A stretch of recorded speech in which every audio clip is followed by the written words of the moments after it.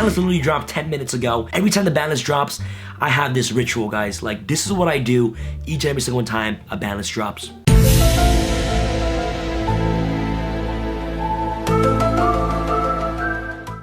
My brain clicks, my mind clears, and then from there on, I've solved the format.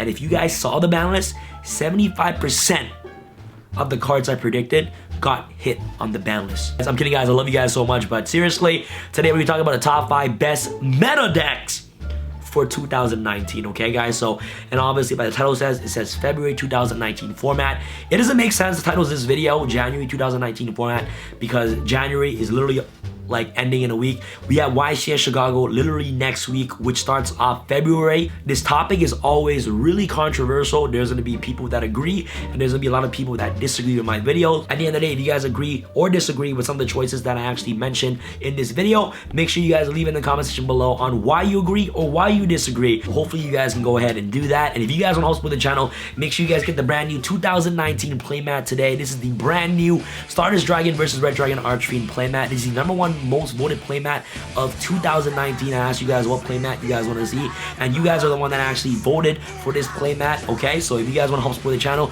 make sure you guys get this awesome playmat today at txs1.com. And someone right now go tell Farfa that I actually solved the format in 0.5 seconds. The number 5th spot, I'm going to talk to you guys about the deck that's going to be released in February. And this deck that I'm talking about is the brand new Solomon Great Structure deck that's going to be coming out on February 15, 2019. So basically in the middle of this month, okay? Although that this deck is not out yet, I still consider this deck to be one of the best decks in today's metagame, for the sole fact that the deck has just got so much recent support. The fact that it's dominating OCG kind of gives us an idea on how the deck is going to do here in the TCG. If you guys do not have any idea on what Solomon Great does, Solomon Great is a deck that requires very little resources to actually combo off inter combo plays. The really cool thing about this deck is that this deck reminds me so much of Zodiacs, okay? If you guys remember Zeus was able to generate you so much advantage by literally just using one card. And Solomon Great reminds you of the same thing, because one card can essentially get you like 3-4 cards on the board, and mostly with just one card, you can single-handedly end off with a negate. Solomon Greats are a very versatile deck. You can main deck a lot of hand traps. In the main deck, you have an amazing card called Solomon Great Roar, which is basically a solemn judgment for the entire deck. But not only is it a solemn judgment, but it's a searchable solemn judgment for the entire archetype. And the really cool thing about Solomon Great is that you basically send the cards to the graveyard, and then you replenish your resources from your graveyard to your hand. So this basically bypasses Thunder Dragon Colossus effect, because instead of adding cards directly from your deck to your hand, you're actually able to just replenish the resources from your graveyard to your hand instead. So the deck also has an amazing built-in Acres attack called Solomon Great Rage, which helps you destroy multiple monsters on the board up to the number or link rating that you control on the field. So you basically activate this card and target a link 2 rating monster. You basically get to destroy 2 cards your opponent controls. So you can actually use this card to interrupt your opponent plays. The deck has amazing access to a rank 3 XYZ monster called Solomon Great Mirage, which helps you bring out Jag Dragon directly from the deck. And the deck is just able to speed through resources really quick off just one card called Solomon Great Gazelle, which is going to be released in the structure deck. And I'll go through you guys in depth on this archetype once it gets closer to its release date. But for now, all you guys gotta know is that this deck is actually able to combo off with little resources in your hand. 1 or 2 cards you can actually combo off. 2, this deck has a searchable Solemn Judgment. 3, this deck can search an Acres attack, which helps interrupt plays. 4, this deck's actually able to spam a lot of monsters on the board. And at the same time, for the 5th reason, for the following turn, if you basically can't beat your opponent's board, you're going to be basically OTKing your opponent. Konami seems to always love this deck for some reason, but Trickstars seems to never get hit. Well, they kind of got a hit with Scapegoat going to 1, but the deck can still survive and function without Scapegoat, because now the deck can just stun your opponent, right? Obviously, it's great matchups or decks like Ultrageist and also Sky Strikers, so I believe that Trickstars can still be meta dominant in 2019, especially February 2019 format. The deck still has a Reincarnation Troll combo,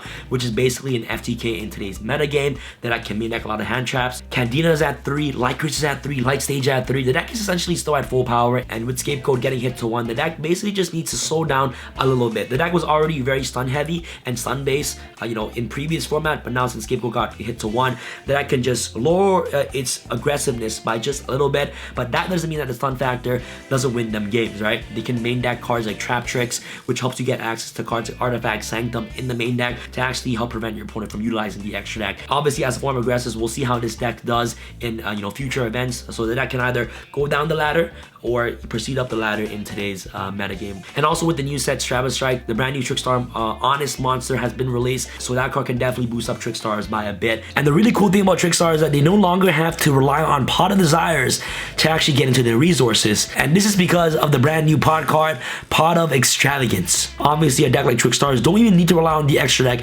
whatsoever. I'm telling you guys right now, for decks that do not utilize the extra deck, Pot of Extravagance will carry those decks. At the number 3 spot, you gotta give it to Thunder Dragons. I said that if Konami were to hit something in Thunder Dragons, they'll obviously hit the support surrounding Thunder Dragons. So obviously Gold Star got hit to 1 and Brilliant Fusion got hit to 1. And I told you guys that both of these cards were gonna get hit on the Banlist prediction video. And I truly believe that these 2 cards literally hit the consistency of the deck by a ton. And not only that, Fairy Tail Snow also got banned. So the deck can't banish like all the Thunder Dragon monsters from your hand or graveyard anymore to get you advantage with Fairy Tail Snow, because Fairy Tail Snow was now banned. And at the same time, Brilliant Fusion is now at 1, which lowers the consistency of the deck by a ton. And you guys all know what Thunder Dragons does. They're actually able to put out Colossal on the board still, but you know, now people are kind of forced to play more of the pure variant of Thunder Dragons. At the same time, Danger Thunder Dragons will definitely still be in existence, but I still believe that this deck is still very dominant in today's metagame. Thunder Dragon Colossus is no joke. It's a walking mistake, guys. We got Aloof Lupin, which is the new wolf monster, which definitely needs to be added into the deck to add consistency. This card would definitely see play in Thunder Dragons, as you know, Brilliant Fusion and also Gold Sarcophagus got hit to 1. So peer variations will definitely get a little bit more consistency with the release of the brand new Aloof Lupin. So for these reasons, I put Thunder Dragons at the number 3 spot. Alright guys, so now off to the number 2 spot, we have Sky Strikers. Surprise, surprise, surprise. This deck is no longer the best deck in today's metagame. Don't hate me. It's always going to be one of the most dominant decks in today's metagame, especially for YCS Chicago. Konami seems to love this deck so much. The deck is still at full power. Everything is still at 3. We still got 3 Kagari, 3 Shizuku. You still have 3 Engaged. Nothing was touched on the ban list. And I don't need to further explain why. Strikers are one of the top 2 decks of this format. You guys all know how the deck works, and you guys all know how the deck functions. And the reason why I decided to put this deck at the number 2 spot is because I truly believe the number 1 spot deserves to go to Ultrageist. I believe now with this ban list, Ultrageist is literally the best deck of the entire format. Hear me out. The deck just recently got the brand new Pot of Extravagance spell card. So the deck's consistency has gone up to the roof. Ultrageist has an amazing Sky Striker matchup. That deck from now on is going to be maining 3 Secret Village of the Spellcasters. And if Sky Strikers can't activate spell cards, how are they going to win the duel, right? They're not. And with Pot of Extravagance, you're actually going to be able to see more of your stun cards way easier by just freely drawing 2 cards. Ultrageist literally got a free Pot of Greed handed to them. At the same time, the floodgates in their deck is just absolutely absurd. Cards like Protocol, which negates effect. At the same time, you want to main deck triple Rivalry of Warlords against basically almost every deck in today's metagame is just... It's unfair. Obviously, Danger Thunder Dragon is still going to be a deck, so that's when Rivalry of Warlords comes into play. If you're facing against pure Dangers and you have Rivalry of Warlords in the main deck, you're just going to be automatically winning the duel because every Danger monster is a different type. So once you flip Rivalry of Warlords and your opponent has no out to Rivalry of Warlords, you're just going to automatically win. You still got triple Meluseek, the Searcher, you still have triple Multi-Figure, you still have personal spoofing, and for the fact that you can just get access to Secret Village faster now with Pot of Extravagance, there's no reason not to give this deck the number 1 spot in today's metagame. So that's pretty much for my top 5 best meta decks for 2019. You know, the word meta is emphasized because I believe that these meta decks are going to be the most meta relevant for February 2019 format. Some of the honorable mentions I like to talk about is decks like Pendulums. Steven, I know you're watching this video. You're probably going to be spamming the comments right now saying that Pendulums are the number 1 deck. I'm not disregarding the deck whatsoever. The deck is actually very powerful. It's still going to be a sleeper deck, which is a good thing for Pendulum players. So Pendulum players can just sneak its way in to the top 5 as the format progresses 100%. Decks like Dangers are a deck to watch out for as well. Danger's still very dominant. Even though Soul Charge got banned, the deck is just still really gonna actually help you dig through your deck for combo pieces. BA players, you guys didn't dodge the ban list this time. Fairy Tail Snow, she's gone. Your saving grace is now gone. You guys have been dodging ban list after ban list after ban list, but Fairy Tail Snow has to be one of the best cards in your deck, and now she's gone. What are you gonna do? Fairy Tail Snow, like, was the best card in your deck. Like, You guys got slaughtered. I'm sorry. Rongo is dead. Basically, every Dark Warrior deck is dead because Gumblar is banned, Rongo is banned, and you basically can't U-Link anymore. So what's the point of playing Dark Warriors, right? True Echo is still a very powerful deck. ABC is in there as well. Cyber Dragons can also be put in there as a rogue deck as well. So those are the other honorable mentions I'd like to talk about, and I'll further discuss their rogueness in a separate video. But for now, guys, these are the top 5 best meta decks for 2019. Hopefully you guys enjoyed this video, and yeah, that's pretty much it. Let me know what your thoughts are about this video in the comment section below. If you guys agree or disagree with some of my deck choices, let me know, and let me know why, guys. Thank you guys so much for watching. Make sure you guys visit tx1.com to get your playmats today. And it's your boy Sam from Team Sam signing out. Alright guys, peace.